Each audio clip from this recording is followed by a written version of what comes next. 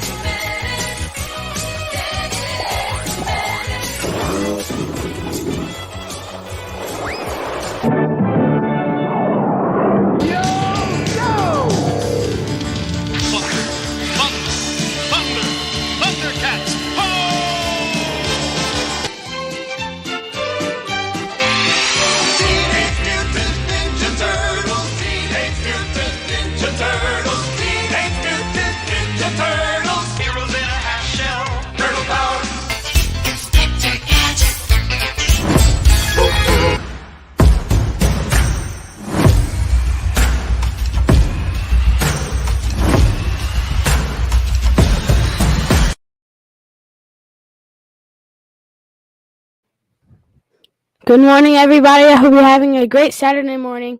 Today we have two ladies that will be joining us, Miss Meredith and Miss Whit.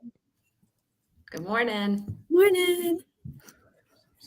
If could you guys introduce yourself, where you're from, where you are right now, and that. Sure. I am Meredith Ellison. We live in Asheville, North Carolina, over here in the mountains, and just excited to be with you this morning, Sawyer. Thank you. Whit? Yeah, I'm Whit Zay, and I live right through the woods from Meredith in Asheville as well. And I'm just so, this is the most fun thing I think I've done in a really, really long time.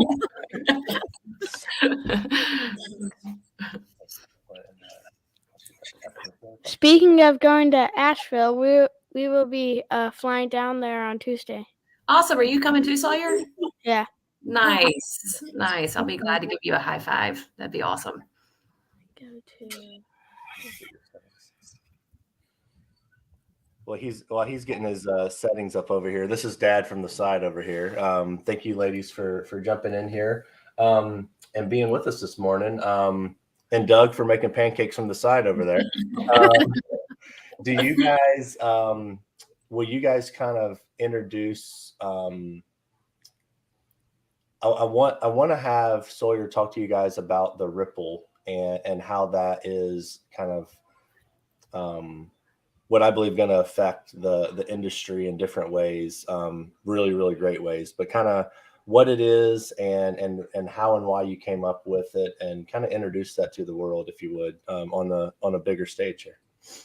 Yeah, sure. So we, if you remember, we had some previous platforms that were branded Thrive, Connect, and Impact.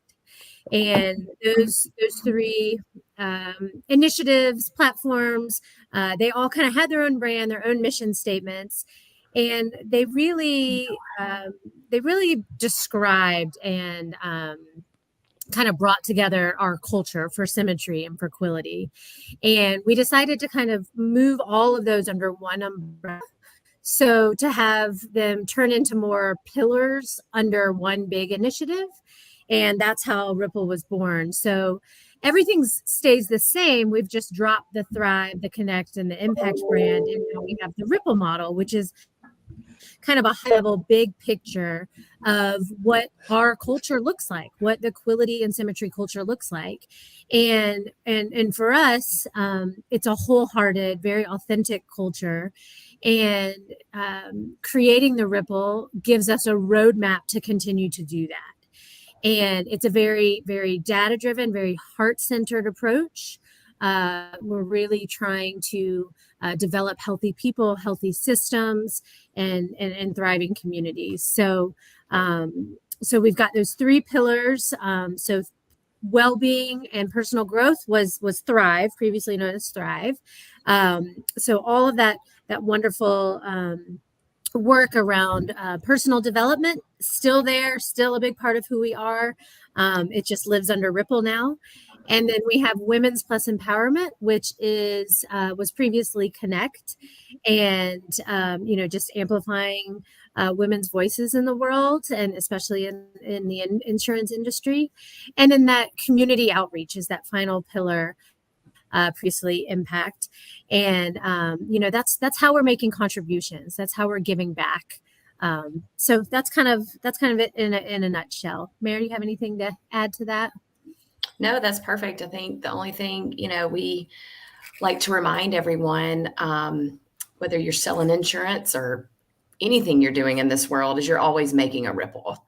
And what we're hoping to do is bring intention and focus to really wanting you to empower yourselves to take back how you're wanting to show up in the world, how you're wanting to make a ripple. So that's kind of where the foundation of the name came from. Could you guys give me some advice about women that are wanting to start in this business? Yeah, I think what I love about this business is I think it is perfect for women. I think women love connection. I think women love to make sure families are taken care of. Not that men don't too, but this business just really aligns for men and women, but for women to just step into their full power and to have an opportunity to grow a business. Maybe you don't have to have a certain type of degree or any kind of background, but your love of people and wanting to take care of people sets this up for really anybody to be successful here. Thank you. Whit, do you have anything? Oh, wow, that was said beautifully. Yeah, I mean, I think the flexibility for women who have families, I think that's important, and it's a business that gives you an opportunity to path and to lean into what fills you up, to figure that out. There's definitely a like steps to take in this, it's like, okay, this is how the business works, but you can do it in your own way. I mean, it's definitely has that entrepreneurship vibe, right? And, you are a 1099 employee, so you get to drive it the way that you want to. And I think a lot of women right now, that's what they're wanting. They're wanting the flexibility to create their own reality. And this business does that.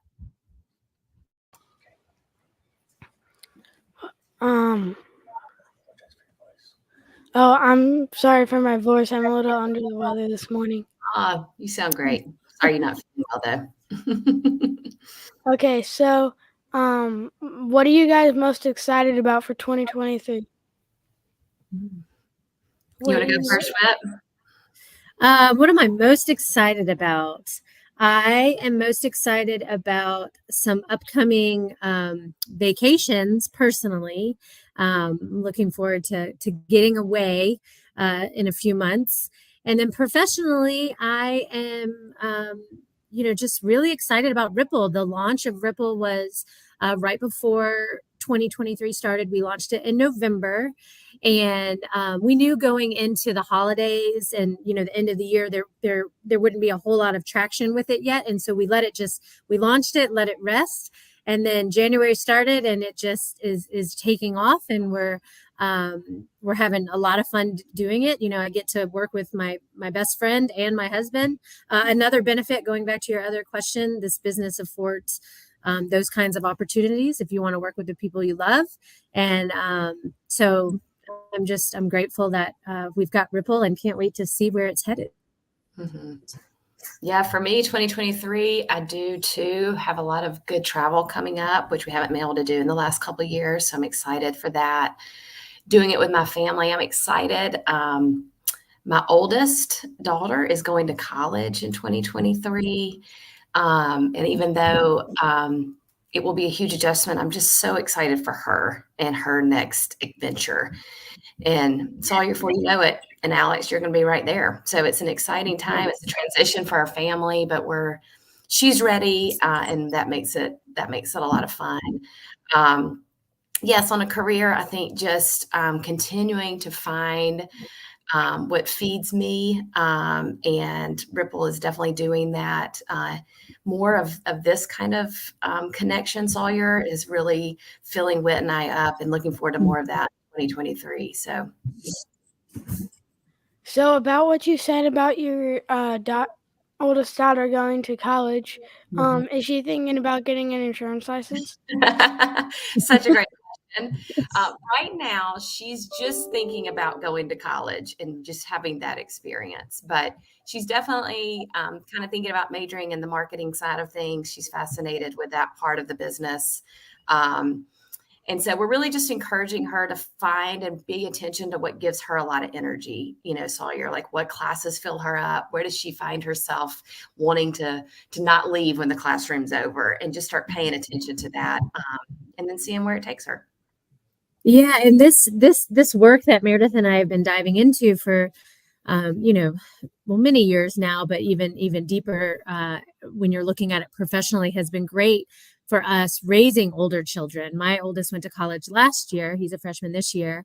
And just like Meredith said, we're able to work with this. Parents' generation was like, okay, you go to college. It's like, you got to do this, you got to do this, you got to do this. But nobody was really talking to us about what fills you up. Like, what could you really see yourself doing? And so we're really having those conversations with our kids so that they're not, just going to get a degree that isn't going to fill them up, that they're using this time to really discover who they are. I'm so grateful to have been doing this work so that I can have those conversations, with the kids. And just, to just honor you here, Sawyer, the fact that you're 10 and saying this really fills me up and I want to see where this goes, not feeling you have to wait until you're some certain age to do something. Yeah. Well done, Alex. Like just create a platform and a situation to see where we thrive as a human. I think is just really cool what you're doing, Sawyer. Thank you. So Whit, Dad told me that you were recently a cancer battler. Mm-hmm. Yeah. Yes, I was diagnosed with breast cancer in November of 2022. I am in remission and still in treatment, which is fun to say.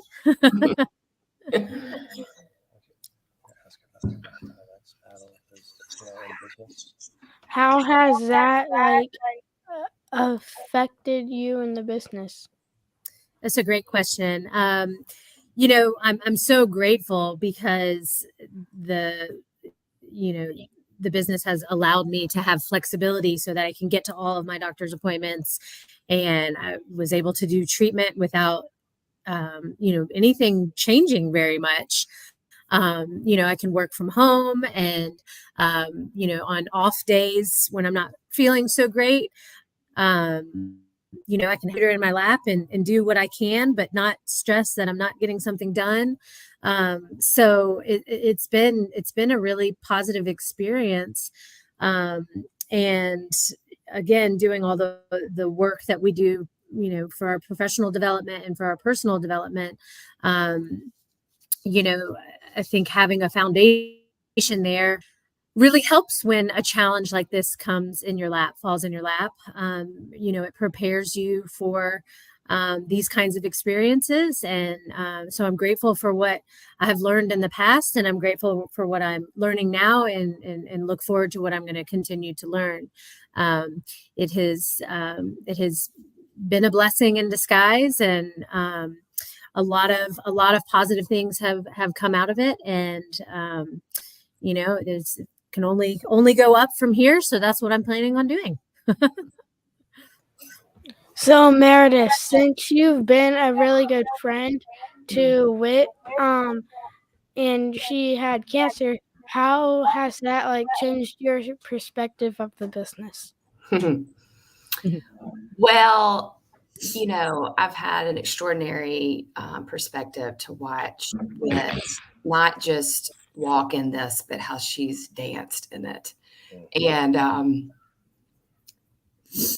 just to watch how we say things like, is this happening to you or is this happening for you? It's easy to say things such as those things until you are hit in the face with a cancer diagnosis. Mm-hmm. But Whitney has just embodied that so beautifully that it's lifted everyone around her. So, which goes back to what we're talking about in the beginning, Sawyer, of just that ripple of understanding of that taking responsibility of your energy, because it lifts yourself and it lifts others. And if we can see business as a platform for that, then we can change the world, And so, it's just been just a real honor of a lifetime to see someone you love so much, not just talk the talk, but walk it.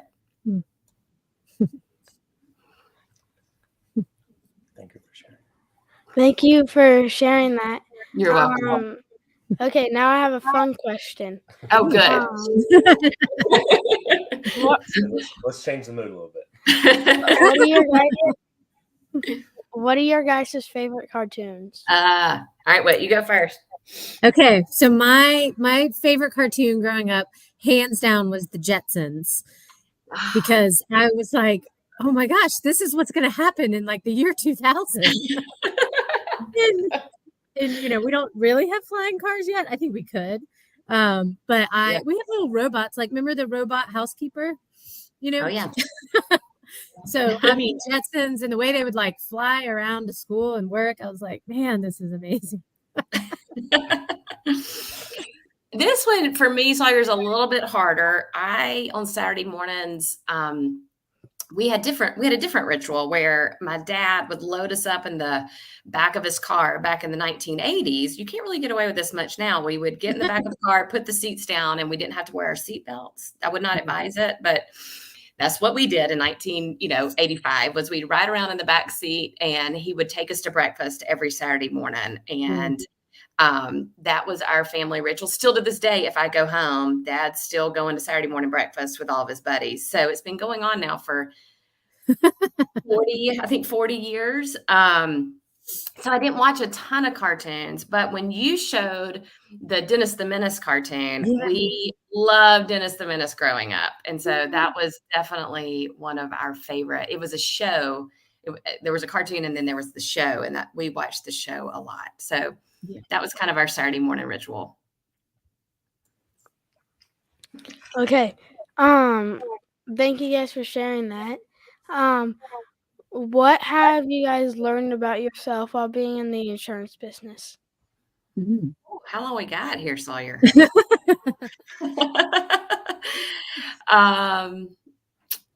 Let's see. Whit, you got something that comes to mind quickly on that? The first thing that came to mind was it's funny. I love my job in the insurance business. Like, so a little background. So Meredith and I have been friends for 20 years, and we always watched them, and we were watching what they were doing when they were with the pre-built this company. We've watched their journey, and at one point Doug thought about becoming an insurance agent. He got the book and all that stuff, and Meredith, when they were kind of working us to come work for them, talking through it with us, Doug and I had always been in nonprofits. And so I was like, well, okay, so I'm going to go to a for-profit company and I'm going to work for an insurance company. Like, that just wasn't computing in my head, especially with what I'm passionate about and my background. But I'm able to do everything that I love and I'm passionate about in an insurance industry. And and then that's what we were talking about earlier. Like, we're able to create our own realities, essentially. And yes, like, I'm not selling insurance, and there's people out there that are selling, but so if you are coming into this and you're selling, you're you can still like create it and make it what you want. That's the beauty of it. And I'm so grateful I've been able to do that. And it has surprised me that I get to do all this amazing culture work for an insurance company. So Yeah, I think that's pretty close to my answers too, Sawyer, is just is wanting people to kind of feel empowered by the whatever work you're doing. And there's always a way to kind of fill your cup, instead of being, kind of a victim to your circumstances. You kind of become a, when you really understand you are participating and kind of co-creating your reality, the career is just the platform on which you get to do that. And similar to Whit, I, for a long time in the insurance business, Brandon and I started this business 20 years ago together. I did kind of what had to get done, but I didn't necessarily do what filled me up. And until I kind of like took back my power of saying I can bring what fills me up and contribute here, is when it kind of all shifted for me, to where I could kind of dig deeper into my why and my purpose. Yeah. So I think that's kind of my answer as well.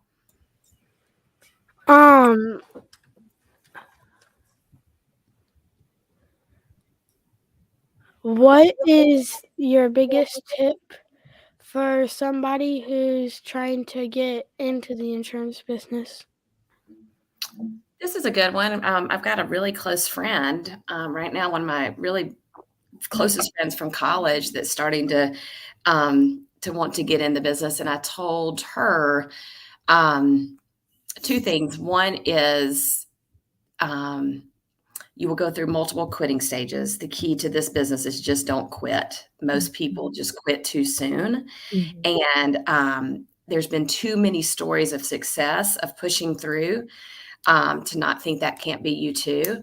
And then my second one for her was, you got to get to conferences. This business is something that's more caught than taught. It's a feeling you get. It's an understanding you are part of something bigger than yourself, and a feeling a part of the Symmetry family is a big part of what we do. And I think being in conferences, being in person, like you're coming to next week, there's magic that happens there that can't quite be articulated or experienced anywhere else. So those would be my two pieces of advice. Before you go, Meredith, what would you say to people who are going through the quitting stage? Welcome. I think you're taking it serious. I think if you haven't been even here long enough to quit yet, you never gave yourself a good opportunity to make it. And just to know it's part of the journey. And I think so many people think you go through a quitting phase and you might not ever go through a quitting phase again. I think we all experience quitting phases throughout our lifetime. It helps us in our becoming of who we are. It's a shedding of something that's not working, so we can step into more of what is working. I always think people think they can find it outside the answers versus kind of going inward. And sometimes when you're in a quitting phase, I think you can't, breakthroughs come right after breakdowns. So when you're in a breakdown, you're just on that edge of a breakthrough to something else. And so just when you're in the breakdown, just stop and say, thank you. What do I need to learn? And I'm going to have the perseverance and the grit to stay in the grind of it.